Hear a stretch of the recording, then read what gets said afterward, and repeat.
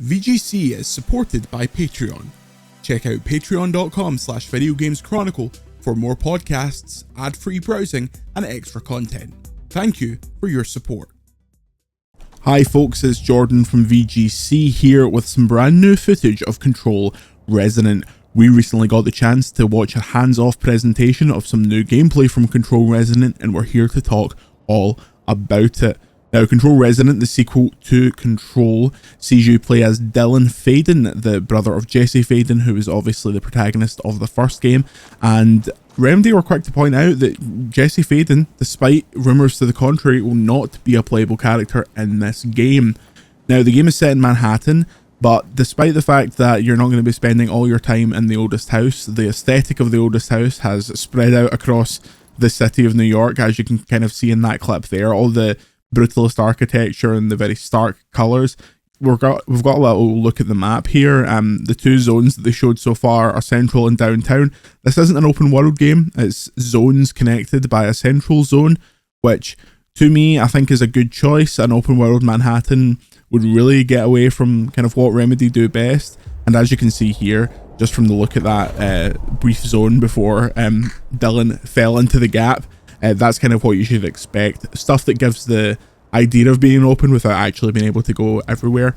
This is where you upgrade your character. So Resonants are the bosses in the game. You defeat the Resonants to get specific powers, be that weapons they can use or abilities. And this is where you can see where you can upgrade them or choose which ability you want to use. You can also change your talent tree here and change your moves. The Aberrant is the big sword. Well, it's not really a sword, it's a transforming weapon that Faden uses, and you can change each part of that weapon. It's got its primary form, its secondary form, and its combo ender, and we were told that it's completely mix and match, so you can really do whatever you want. This little area is the talents, which kind of drag everything together and is somewhat closer to what you would expect from the first game. Here's your loadout, so you're picking your weapons, your abilities, and this can all be changed on the fly, and there's no real restriction as to what you use with each weapon or ability.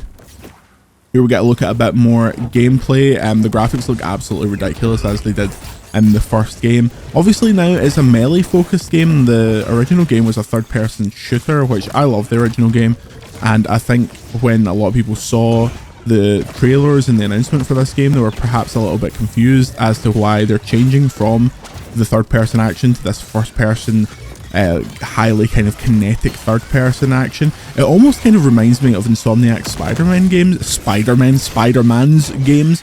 You see the way you're popping up an enemy there and you're kind of sticking to them as you're hitting them across the area.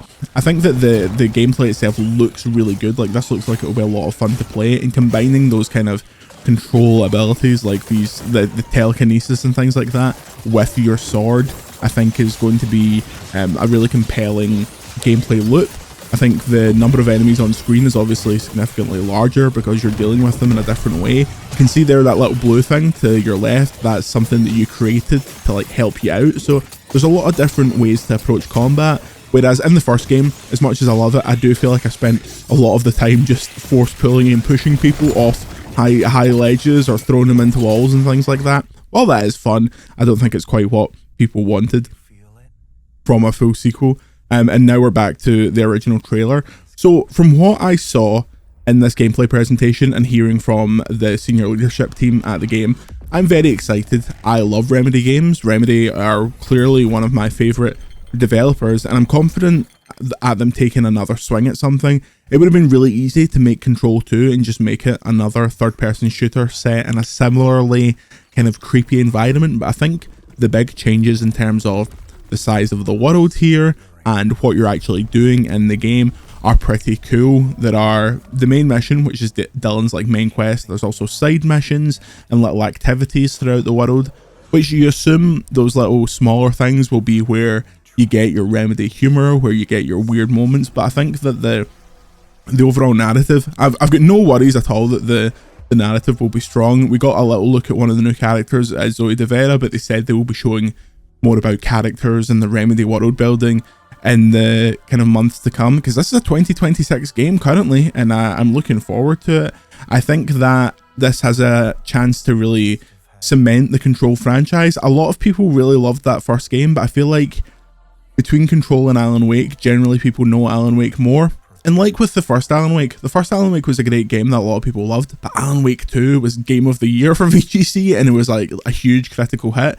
You could maybe see something similar happening with Control Resonant. And coming off the back of FBC Firebreak, which is a fine game, I had fun while playing it, but obviously didn't do what Remedy had hoped in terms of retaining an audience and critical and commercial reception. It'd be good for them to get a win with this, and I think that everything they're showing so far is very, very positive, but I'd be curious to hear what other Remedy fans think of Control Resonant in the comments below. I may be